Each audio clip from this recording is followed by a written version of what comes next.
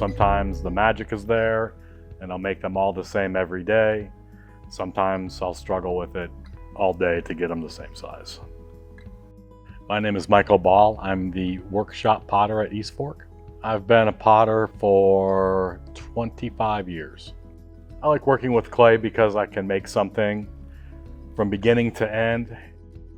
You'll find variation from piece to piece because sometimes the clay will be a little different, sometimes the clay is softer, and it'll be a little bit more difficult to get height on softer clay. The East Fork workshop is like this last tie to our past as a company that was founded by potters. The way we decide to make the forms in the workshop is based on a few different factors. Some of it is what the customer wants. Some of it is how Mike is developing his skills as a potter. And some of it's based on just our whim and fancy of the day.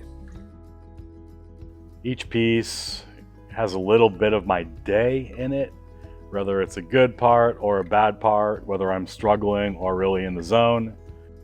I can remember a lot of these pieces years after I make them.